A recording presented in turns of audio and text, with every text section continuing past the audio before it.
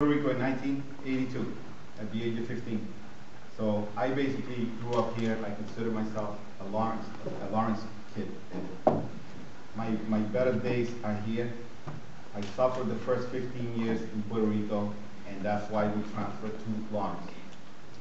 Firefighter for 18 years, a proud union member, which this current administration has looked at us as the problem of the city. I live on Bennington Street, number 5, for anybody that would like to stop by and say hello. 3 kids, all born at Lawrence General Hospital. My wife is a teacher at the Leahy School. So we came here. It's funny how Lawrence was formed 160 years ago by immigrants, and ironically 30 years later, I'm running for mayor. I bring what I call the refreshing alternative. It's not every day that you see a hard worker with no political experience running for mayor of the city. All I done when I came here was work and better myself. And I'm teaching my kids to do the same. My youngest is already at RIT in Rochester, New York. My daughter just graduated from Northeastern University. She's a nurse at Mass General Hospital. My oldest son works at CBS, and he coaches baseball at Triton. So that in the nutshell, it's just, I came here in 1982 looking for a better life. I'm not considered an immigrant because I was born a U.S. citizen in Puerto Rico. But I came here looking for the same opportunity, a better life. I found it, I'm enjoying it. Why I'm running for mayor is because I believe in my heart that we can do better, and we deserve better. So that's my theme. We can do better, and we deserve better.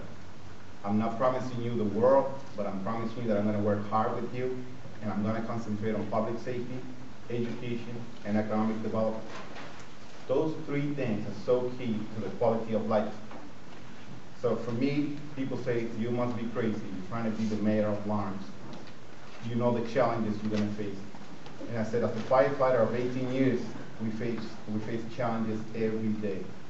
We put our life on the line for the unknown, for people that we don't know, and we do it proudly.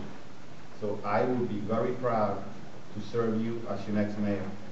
I understand people say there is no money, the city is broke.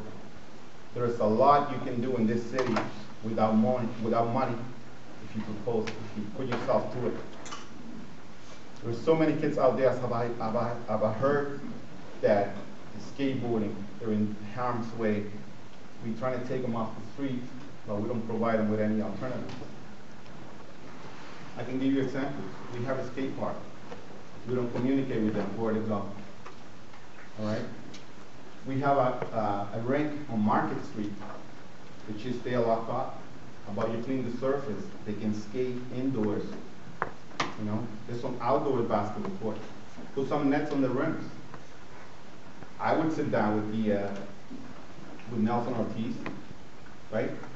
And I said, Nelson, we have to do something for the children. I grew up in Turn Hall. We called it Park Street Boys Club. We didn't have the Boys Club at the Water Street. We had the Boys Club at Park Street. It was never recognized as the Boys Club, but I grew up there. So what I'm saying is that there is a lot that could be done in this city if we work together. As an elected mayor, I will not look at unions as the problem. I will look at them as partners. Let's get together and let's solve the problems, or at least let's try. Let's communicate.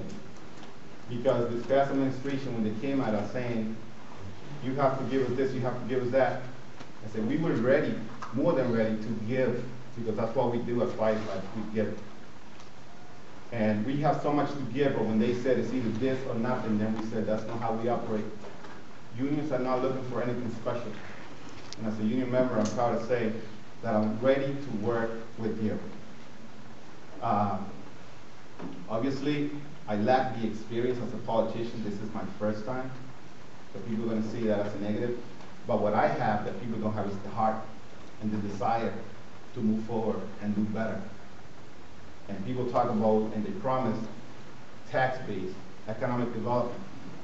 If you don't go and work with what we have here, small businesses, and I will go back to it over and over, Pacific Mills, For example, I use it because I walked it, and they told me, we are facing eviction because they're trying to bring low-income housing. Low-income housing should go into mills that are vacant, not the ones that are occupied. Give the small businesses a chance to grow here. All right, work with them. What do they need to grow? So that you can use them as role models and show the bigger corporations you can make it in Lawrence. Look, if something good is happening, reach out to Asalo Poli, big corporation. Those were empty mills. You cannot deny. This administration failed to reach out to Asalo Poli to see how he did it. I haven't done that. I know that I have a big task. We have to hire a new chief of police. We can do that. Treat them with integrity. That's a tough union. They work hard. Treat the police department with integrity, and you get together, you form a search committee, and you can find a decent chief. All right? Education. Education. Basically, the chairman of the school committee, I will work with the elected members of the school committee, and we will work with the superintendent to make this work. Show the state that the education belongs to us, to the city of Lawrence. Our children are our responsibility. Juan Mary Gonzalez. Thank you.